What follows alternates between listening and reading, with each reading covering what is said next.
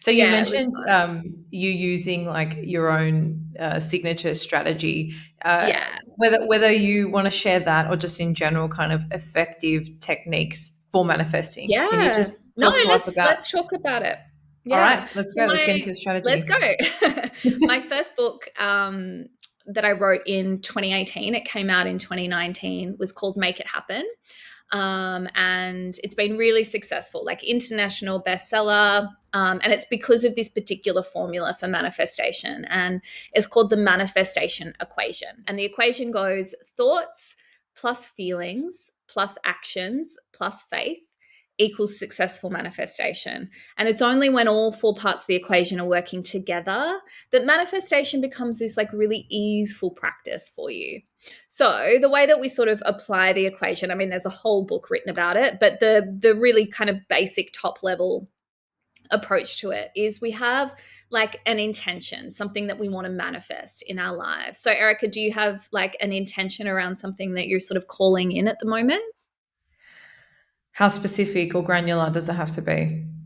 I mean, you can be as specific as you like.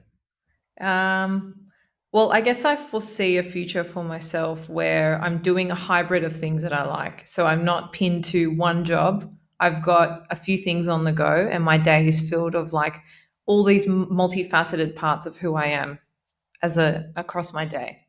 Is that too Okay. broad?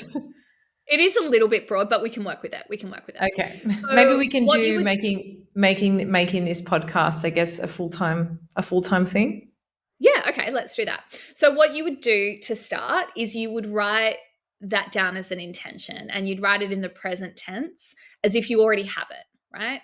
So that's already getting you in the mindset of this being something that is a possibility for you, right? So we write it down as an intention in the present tense and then we start to apply the equation to it. The thoughts part of the equation is sort of saying, are your thoughts day to day aligned with this intention? Yeah. Or are you walking around telling yourself, there's no way I'm going to be able to make this podcast a full time thing. There's no way this podcast is ever going to be profitable enough for me to do this as a full time job. If you are in that state, which most of us are when we're trying to bring in something, right? We'll find that our thoughts actually drag us away from that They intention. It's block starting us. to, yeah, and block us. It's starting to align those thoughts with what you want to bring in. Does that mean you have to be in a positive mindset all of the time? No, I think that's unachievable. But it's catching the thoughts that are misaligned, stopping them, and replacing them with thoughts that put you in alignment with that intention. So that's the first part of the equation. The second part of the equation is asking yourself, how am I going to feel when I am working for this podcast full time, making money, supporting myself? So, Erica, like, what are some of the things that you would feel, do you think, if that was a possibility for you? Very fulfilled, self-empowered. I'd feel this might be a weird one, but like love. I feel like there's just a love Yeah. in doing this podcast and being able to do it full time. I feel like I'd just be plugged into that 24/7. Yeah. So the idea with the feelings part of the equation, or actually all four parts of the equation are based on a set of universal laws. So the thoughts part is based on the law of attraction, which most people have heard of. Positive thoughts create a positive outcome, negative thoughts create a negative outcome. The feelings part of the equation is based on the law of vibration. And the law of vibration states that everything in the universe vibrates on its own frequency, and things with a similar frequency are drawn together.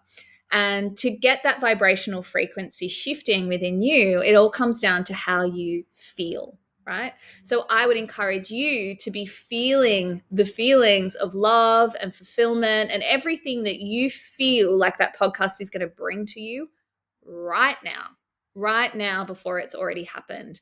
That starts to change your vibrational frequency and puts you in alignment with the frequency of those feelings if that intention was to manifest, right?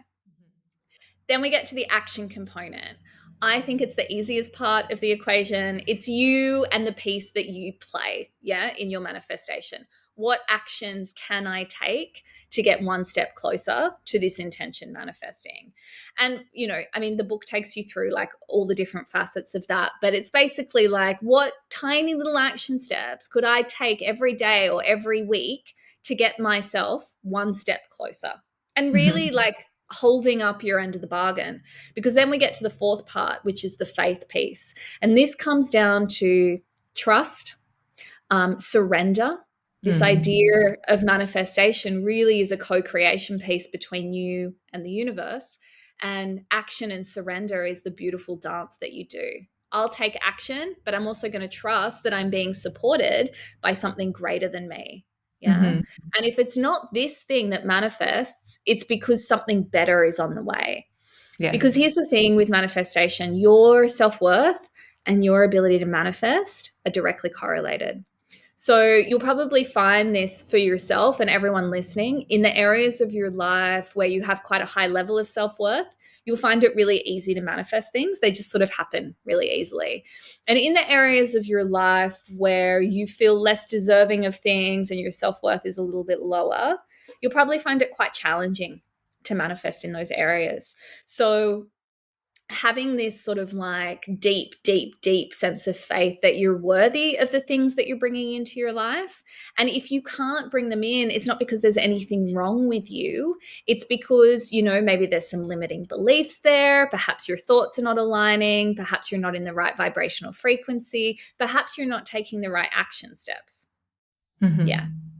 Beautiful. I think that's such a great formula, very comprehensive, and touches on like everything you would need to be thinking about to kind of bring things to life, particularly that fourth piece of that dance between the action and the surrender. I think is so Mm. important. It's only a part of the puzzle to put out there what you want and work on your energy and your thoughts. Like that piece of surrendering with that inner knowing is so important, Yeah. because as you said, I think sometimes, like, right, you manifest something and it doesn't happen, and then you think, okay, well, I'm just not doing it right. But I think sometimes the more correct way to look at it is, I manifested something, but it wasn't meant for me. And so it hasn't come to fruition. And it's just surrendering.